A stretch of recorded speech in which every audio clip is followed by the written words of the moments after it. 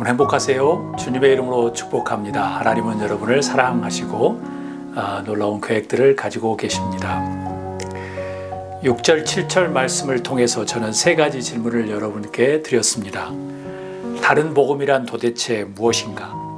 두 번째, 다른 복음이 실제로 존재하는가? 세 번째, 그리스도의 은혜 안에 있는 사람이 그렇게도 빨리 복음을 떠나 넘어갈 수 있는가? 한 주일 동안 어떻게 이 세 가지 질문에 대해 생각하셨습니까?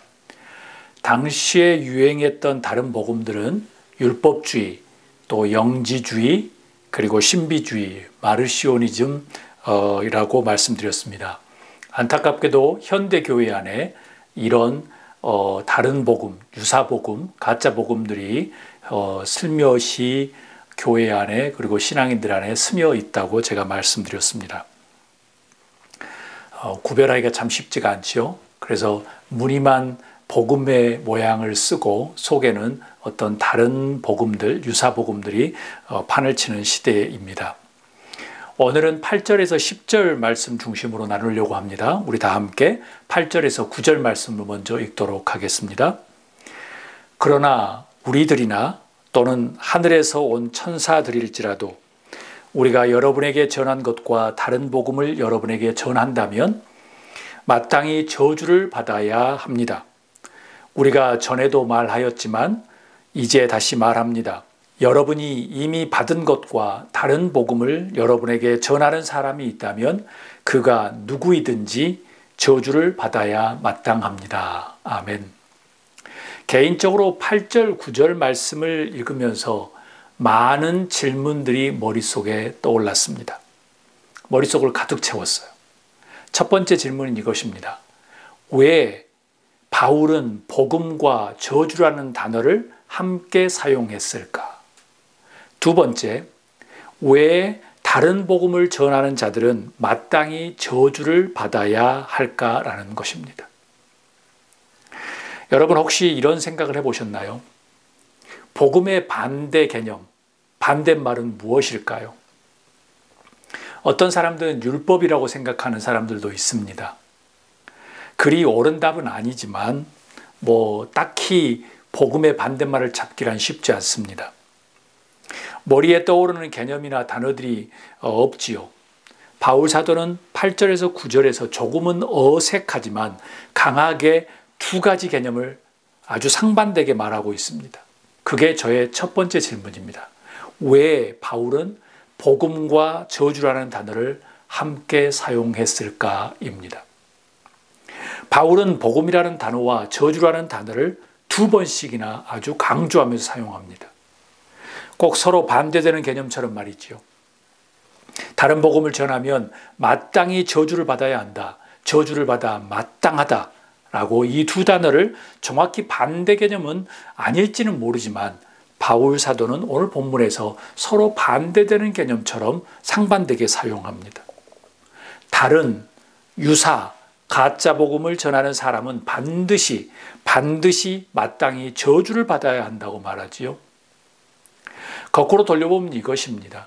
진짜 복음을 전하면 저주가 아니라 하나님의 은혜와 하나님의 나라를 선물로 또 받을 수 있다라고 생각할 수 있습니다. 여러분 오늘 설교 제목이 무엇인가요? 복음을 기뻐하지 않는 사람들입니다. 보통 크리스천들은 복음하면 good news, 복음은 모두에게 기쁜 소식이라고 생각합니다. 복음의 첫사랑을 경험했기 때문이죠. 그런데 갈라디아 지방 교회에서는 다른 복음, 유사 복음이 나타나면서 사람들을 교란시키고 왜곡하기 시작했습니다. 사람들에게 유행했으니 다른 복음을 전하는 사람이나 그 다른 복음을 받아들이는 사람도 그리 나쁜 상황은 아니겠죠. 좋았으니까 그렇게 했겠죠. 도중에 긴가민가 하는 사람들도 있었겠지만 왜곡과 꼬드김에 넘어갔지요. 그런데 바울 사도는 다른 복음을 전한다면 마땅히 저주를 받아야 한다고 말합니다. 갈라디아 서신을 함께 읽을 갈라디아 교회에서 복음은 더 이상 그들을 기쁘게 할 수 없어졌습니다. 왜냐고요? 바울이 마땅히 저주를 받아야 한다고 이야기합니다. 여전히 복음은 해방과 구원이라는 즐거움, 기쁨, 행복인 사람들도 있었겠지만 다른 복음을 따랐던 사람들에게는 이제 복음이 더 이상 행복하고 기쁘지 않은 것이 되었습니다. 바울이 마땅히 저주를 받아야 한다고 이야기했기 때문에요. 원인은 무엇이죠? 예수님이 전하여 준 복음이 아니라, 하나님의 나라의 복음이 아니라 자신들의 지식과 전통과 율법 그리고 경험, 이것들을 우선시했기 때문에 그렇습니다. 그들에게 복음은 무엇이 되었나요? 우리 다 한 목소리를 읽도록 하겠습니다. 다른 복음은 저주의 빌미가 될 것이다. 그들이 듣고 믿었던, 전하였던 다른 복음은 저주의 빌미가 되었습니다. 될 것이다라는 표현은 앞으로도 그렇다는 것이에요. 누구에게일까요? 다른 유사복음을 전하는 사람들, 그 다른 유사복음에 영향을 준 사람들, 그리고 유사복음에 함께 동조한 사람들이겠죠. 그런 까닭에 복음은 사람을 기쁘게 하지 않을 수도 있다는 것이에요. 복음은 사람들을 언짢게도 할 수 있다는 것입니다. 복음은 사람들을 불편하게도 할 수 있다는 것이에요. 우리 다시 한번 8절에서 9절 말씀을 읽도록 하겠습니다. 그러나 우리들이나 또는 하늘에서 온 천사들일지라도 우리가 여러분에게 전한 것과 다른 복음을 여러분에게 전한다면 마땅히 저주를 받아야 합니다. 우리가 전에도 말하였지만 이제 다시 말합니다. 여러분이 이미 받은 것과 다른 복음을 여러분에게 전한 사람이 있다면 그가 누구이든지 저주를 받아야 마땅합니다. 우리들이나 또는 천사들일지라도 그가 누구이든지라는 단어에 주목하십시오. 우리들이라는 표현은 사도들을 가리키는 것이죠. 천사들일지라도 이해할 수 있습니다. 그들이 누구이든지 어떤 사람들일지라도 아주 이렇게 강력한 표현하는 그 표현되는 의미는 무엇일까요? 이런 의미입니다. 우리 한 목소리를 읽도록 하겠습니다. 우리도 예외가 아니다입니다. 우리도 예외가 아니라는 거예요. 우리도 다른 복음, 유사복음을 전할 수 있다는 것입니다. 사도들은 오직 했겠습니까? 즉 우리도 저주의 대상이 될 수 있다는 것이에요. 잘못하면. 예수님께서 마지막 날에 큰 재앙이 일어날 것이라고 마태, 마가, 누가복음에 공통으로 하신 말씀인데요. 마가복음 13장 21절, 22절을 이렇게 이야기하셨습니다. 우리 함께 읽도록 하겠습니다. 그때 누가 너희에게 보아라, 그리스도가 여기에 있다, 보아라, 그리스도가 저기에 있다 하더라도 믿지 말아라. 거짓 그리스도들과 거짓 예언자들이 일어나 표징들과 기적들을 행하여 보여서 할 수만 있으면 선택받은 사람들을 홀리려 할 것이다. 그러므로 너희는 조심하여라. 내가 이 모든 일을 너희에게 미리 말하여 둔다. 아멘. 그때는 언제인지도 모르지요. 그렇지만 초대교회가 기다렸던 메시아는 오시지 않았지요. 그래서 지금까지 2000년이 지났습니다. 그럼 예수님의 그때는 지금으로 말하면 21세기 오늘 지금이겠죠. 언젠가는 오실 예수님이니까 말이지요. 제가 이런 말씀을 드리면 의아해하거나 조금 어색해하는 분들이 만약 계신다고 하면 그분들은 이미 다른 복음을 믿고 계실 확률이 많습니다. 오실 예수님을 기다리고 있지 않은 겁니다. 하나님의 나라에 대한 복음에 관심이 없는 거예요. 그때 어떤 일이 일어난다고 했을까요?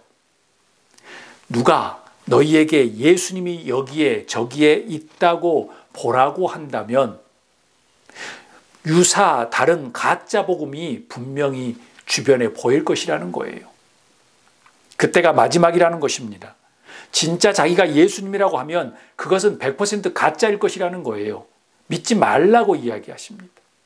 그런 후에 주목하세요. 그리스도인들과 예언자들이 일어나 표징과 기적을 행할 것이라고 주님께서 말씀하십니다. 선택받은 크리스천들을 홀리려고 할 것이라고 이야기해요. 조심해라. 내가 이 모든 것을 미리 말하여 둔다라고 친절하게 예수님께서 가르쳐 주십니다. 그런데 저의 마음을 걸리게 하는 부분, 그 단어들이 무엇일까요? 이것이에요. 거짓이라는 것과 그리스도인들과 예언자들이라는 거예요. 즉 거짓이라는 그 수식어만 제외하면 그리스도인들 예언자들이에요. 즉 그들도 교회 안에서 아주 열심히 있었던 그런 리더들이나 신앙인이었다는 겁니다. 우리도 예외가 아니라는 거예요. 분명히 그리스도인들이고 예언자들이고 교회에서 열심히였지만 그들 앞에 거짓이 붙으면 결과는 불을 보듯 뻔하게 되는 것이죠. 잘못하면 거짓이라는 수식어가 예외 없이 교회에 열심히 사람들에게도 붙을 수 있다는 것입니다. 그래서 우리도 예외가 아니라는 것입니다. 사랑하는 여러분, 여러분과 저에게 거짓이라는 수식어가 붙지 않기를 소망합니다. 이것은 권면이나 부탁이 아니에요. 절대적으로 거짓과 다른과 유사복음을 전하거나 영향을 주거나 동조해서는 안 된다는 말씀입니다. 명심하세요. 저주의 대상이 교회 밖의 사람들이 아니라 교회 안에 있었던 열심이었던 사람들이었습니다. 솔직히 교회 리더인 저에게는 아주 무섭고도 두려운 경고의 말씀이기도 합니다. 그럼 두 번째 질문. 왜 다른 복음을 전하는 자들은 마땅히 저주를 받아야 할까? 도대체 무엇이 바울 사도를 화나게 했을까요? 무엇이 그를 화나게 해서 이렇게 강한 표현을 했을까요? 마땅히 저주를 받을 것이다. 이유는 이것이에요. 자신이 전했던 것과 다른 복음을 전한 까닭이에요. 이미 받은 것과 다른 복음을 전한 까닭이라는 거예요. 아마도 이런 뜻은 아니었을까 생각해 봅니다. 복음을 체험했던 그 처음 예수님을 만났던 그 감격, 첫사랑이 변해져서 퇴색되고 고사했기 때문이 아닌가라는 생각을 해보았습니다. 처음 순수한 복음의 자리에 떡하니 다른 유사, 가짜, 거짓의 복음이 떡하고 자리를 잡고 있는 거예요. 그게 진짜있냐? 마치 봄 없는 고래, 토끼가 스승이 된 것처럼 말이죠. 순수했던 첫 복음의 은혜, 사랑, 감격 대신에 할례와 같은 종교적인 행위, 율법, 경험들, 규율들을 만들어서 그것이 진짜 복음인 양 그렇게 변질되어 있는 겁니다. 현 시대에는 복음을 말하는 것 같지만 겉만 그럴 뿐 내면 속에는 물질 만능, 만몬, 바벨주의, 개교회주의, 그리고 기복적인 신앙, 성공, 그것들로 아주 많은 부분 숨겨져 있습니다. 예수님께서 해결하셨던 것들을 다시 꺼내어서 복음으로 포장하고 사람들을 다시 억누르고 있지요. 율법처럼. 그런 이유로 다른 복음을 전하는 자들은 마땅히 저주를 받을 것이라고 말합니다. 그런데 이렇게 질문할 수도 있어요. 사랑과 은혜가 풍성하신 하나님이 어찌 저주를 내리신다는 것일까요? 이유는 이것입니다.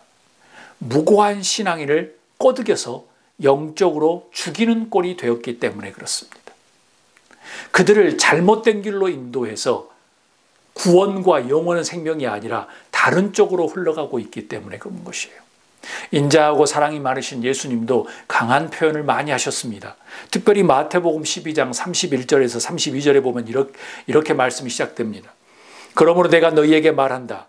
사람들이 무슨 죄를 짓든지 무슨 신성 모독적인 말을 하든지 그들은 용서를 받을 것이다. 그러나 성령을 모독하는 것은 용서를 받지 못할 것이다. 또 누구든지 인자를 거슬려 말하는 사람은 용서를 받겠으나 성령을 거슬러 말하는 사람은 이 세상에서도 오는 세상에서도 용서를 받지 못할 것이다. 아멘. 혹시 다른 복음을 전하는 사람들, 그 다른 복음에 영향을 주는 사람들, 그리고 다른 복음을 받아들이는 사람들은 혹시 성령을 모독하는 행위, 성령을 거슬러 말하는 사람들은 아니었을까요? 복음은 하나님의 계획이기에 복음을 방해한다는 것은 곧 성령을 모독하고 성령이 하시는 것을 거슬러 말하는 사람일 수 있겠다라는 생각도 해보았습니다. 요한 사도는 요한일서 4장 1절에 이렇게 이야기합니다. 사랑하는 여러분, 어느 영이든지 다 믿지 말고 그 영들이 하나님에게서 났는가를 시험하여 보십시오. 거짓 예언자가 세상에 많이 나타났기 때문입니다. 아멘. 요한 사도도 구체적으로 이야기합니다. 다 믿지 말라는 것입니다. 곧 뛰어나다, 자기가 그리스도다, 자기가 예언자라고 하는 거 믿지 말라는 거예요. 하나님께로서 났는지 시험하여 보라는 것입니다. 거짓 예언자가 세상에 많이 나타났기 때문이라고 이야기해요. 갈라디아서가 기록된 시기는 AD 50여 년경이고요.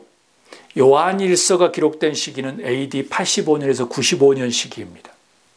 교회 안에 거짓 예언자, 거짓 선지자, 거짓 복음을 말하는 사람들이 계속적으로 존재해 왔다는 것이에요. 그렇다면 현대에도 당연히 그렇겠죠. 이런 다른 복음은 사람의 영혼을 죽입니다. 결국 하나님의 대계획이었던 예수님의 구원을 무의미하게 만들지요. 사람들을 감동하게 하고 감동시켜서 회개하게 하고 예수님을 믿게 하는 모든 성령의 그 역사를 모독하는 겁니다. 그리고 성령의 그 역사를 거스르는 말로 그냥 무시하는 것이 됩니다. 다음은 무엇입니까? 바울이 이야기했던 것처럼 마땅히 저주밖에 남지 않는 겁니다. 사랑하는 여러분, 다른 복음을 전하는 사람, 다른 복음에 영향을 주는 사람, 다른 복음을 그냥 받아들여서 동조하는 사람, 그런 사람이 되어서 성령을 거스리거나 성령을 모독하지 않는 사람이 될 수 있기를 주님으로 소망합니다. 예수님의 복음을 따르십시오. 다 함께 우리 10절 말씀을 읽도록 하겠습니다. 내가 지금 사람들의 마음을 기쁘게 하려 하고 있습니까? 아니면 하나님의 마음을 기쁘게 해드리려 하고 있습니까? 아니면 사람의 환심을 사려고 하고 있습니까? 내가 아직도 사람의 환심을 사려고 하고 있다면 나는 그리스도의 종이 아닙니다. 아멘. 왜 갑자기 바울 사도가 이런 미묘한 이야기를 언급했을까요? 고민을 많이 했습니다. 우리는 당연히 사람에게 좋은 것이 하나님에도 좋은 것이라고 생각합니다. 바울 사도도 그것을 모르지 않았을 텐데 말이지요. 그럼 무슨 의미일까요? 올바르고 순전한 복음을 회복하기 위해서 감수해야 되는 부분이 있다는 것이에요. 복음은 사람을 살리는 것이기 때문에 그래요. 다른 복음을 믿고 사는 사람들이 두렵거나 기분이 좋게 하려고 그리고 묵인하며 나가지 않겠다는 바울 사도의 아주 단호한 의지를 보여주고 있는 말씀이에요. 나는 사람의 마음을 기쁘게 하기 위해서 환심을 사려고 하는 것이 아니라 하나님을 기쁘시게 하겠다는 것입니다. 올바른 복음을 믿고 따르는 것이 곧 하나님을 기쁘시게 하는 것이라는 거예요. 교회는 다양한 사람들이 공존하는 곳입니다. 다양한 문화와 연령과 부류의 사람들이 자신들이 원하고 선호하고 옳다고 믿는 것을 듣기를 원한다고 하면 어떻게 될까요? 갈라디아와 요한일서 교회들에게 다른 복음, 거짓 복음을 전하는 사람들이 많았고 그것이 옳다고 믿는 사람들이 아주 많았다고 이야기합니다. 바울과 요한 사도는 고민을 했겠지요. 그들이 맞다고 해야 할까? 그냥 모른 척하고 넘어갈까? 그들이 잘못되었다고 말을 할까? 복음이 변질되고 왜곡되었음을 알고 있으면서도 그냥 좋은 것이 좋은 것이야 라고 넘어가려고 생각한다고 했으면 어떤 일이 벌어졌을까요? 그렇지만 여러분, 바울은 내가 아직도 사람의 환심을 사려고 하고 있다면 나는 그리스도의 종이 아닙니다라고 단호하게 결정을 합니다. 그렇기 때문에 마땅히 저주를 받을 것이다 라고 말하는 것이겠죠. 즉 이것입니다. 나는 사람의 기쁨을 구하는 종이 아니라 하나님의 기쁨을 구하는 종이라는 것이에요. 사람의 다른 복음이 아니라 하나님을 기쁘시게 하는 예수 그리스도의 복음을 믿는 여러분과 제가 되었으면 좋겠습니다. 마지막으로 저는 복음을 기뻐하지 않는 사람들이라는 제목을 잡으면서 이렇게 생각했습니다. 복음이 어떤 사람들에게는 매우 불편한 존재이구나. 그들을 매우 불편하게 언짢게 만들 수도 있다는 생각을 해보았습니다. 복음을 기뻐하지 않는 사람들은 누구일까요? 첫 번째 이런 사람들입니다. 다른 복음을 전하고 그것을 믿고 있는 사람들입니다. 진짜 복음을 말하면 그들이 설 곳이 없어집니다. 더 이상 예수님의 가면을 쓸 수가 없게 되지요. 예수님의 이름으로 장사를 해야 되고 거짓과 사기를 칠 수가 없게 되니 불편하겠지요. 두 번째 사람들은 이것입니다. 현재가 너무 좋은 사람입니다. 지금 너무 좋아요. 현재 잘 나가고 있는 사람들인 거예요. 평화로운 거예요. 하나님의 나라의 복음이 필요가 없기에 자신들이 옳다고 포장된 다른 것, 유사한 것을 믿고 따르고 싶어 하지요. 예수님이 필요가 없는 겁니다. 예수님을 따르면 지금의 좋음, 지금의 행복, 안락함, 여유로움, 그런 어떤 넉넉함을 잃어버릴까 봐 노심초사하겠지요. 세 번째 부류는 이것입니다. 더 많이 지키고 유지하려는 사람들입니다. 부와 권력을 가진 사람들이겠지요. 세상의 돈과 부와 권력을 쫓는 사람들, 그 사람들은 성공과 만본과 바벨과 같은 다른 복음을 따르기가 참으로 쉬운 부류들입니다. 겉으로 막 무성하게 막 성공하는 것처럼 보이지요. 하나님께서 하셨다고 이야기하지만 그 내면을 보면 만몬주의와 바벨주의와 성공주의와 그 외모치상주의로 가득 찬 사람입니다. 예수님을 치장하고 가면을 쓰는 것을 편하게 생각하는 사람들입니다. 겉은 예수님을 쓰고도 속으로는 다른 마음을 가지고 있고 겉으로는 아주 예수님을 잘 믿는 것처럼 이야기하죠. 메시아에 대한 예언 중에 단연 돋보이는 말씀은 이사야서 61장 1절에서 2절 말씀입니다.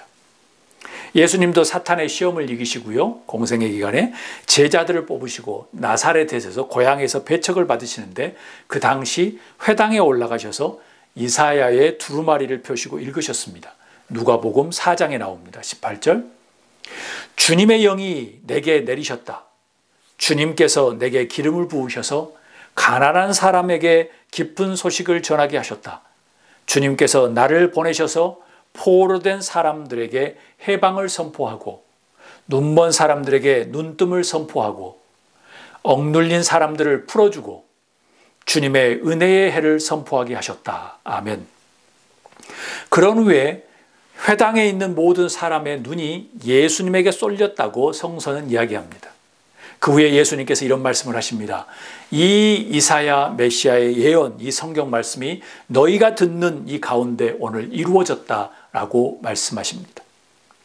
예수님의 복음은 이런 것이에요. 가난한 사람이 기쁜 소식을 받는 것, 포로된 사람들이 해방을 받는 것, 눈먼 사람들이 눈을 뜨는 것, 억눌린 사람들이 풀어나는 것이에요. 이런 복음을 기뻐하는 사람들은 누구이겠습니까? 당연히 가난한 사람들, 억눌린 사람들, 포로된 사람들, 눈먼 사람들이겠죠. 영적으로, 육체적으로, 그리고 재정적으로, 정신적으로, 감정적으로, 정치적으로 그 모든 가난한 사람들, 억눌린 사람들, 그리고 갇힌 사람들, 포로된 사람들, 자유와 해방과 치유함을 받는 것이겠죠. 그들에게 복음은 어떤 것이에요? 기쁜 소식입니다. 반대로 다른과 유사 복음을 믿는 사람들은 현재가 너무 좋은 사람들, 더 많이 지키고 유지하려는 사람들에게는 예수님의 복음은 아주 불편하고 언짢은 존재가 됩니다. 바울 사도가 마땅히 저주를 받아야 한다고 이야기하기 때문에 그렇죠. 환영받지 못하는 존재로 추락됩니다. 무엇이요? 예수님의 복음이 그들에게는요. 왜요? 자신의 것들을 잃을 수도 있기 때문에 유사복음이 훨씬 편한 것이에요. 유사복음을 믿어야지 성공도 더 할 수 있고 돈을 더 많이 벌 수도 있고 더 크게 더 유명하게 더 욕심도 많이 부릴 수가 있거든요. 그런 이유였을까요? 예수님 당시에 예수님은 당시의 종교 리더자들과 정치 리더들에게 눈의 가시였습니다. 그래서 한시라도 순간순간 예수님을 숙청하려고 했지요. 사랑하는 여러분, 여러분은 현재가 너무 좋은 사람들이십니까? 여러분은 더 많이 지키고 유지하려는 사람들이십니까? 혹시 예수님의 복음보다는 여러분이 따르고 싶은 다른 복음, 유사 복음을 더 쉽고 편하고 좋아하시나요? 여러분, 하나님을 기쁘시게 하는 것은 예수님의 복음으로 다시 돌아가는 것, 예수님의 복음을 회복하는 것입니다. 즉 회개함으로 하나님께 돌아가는 것이지요.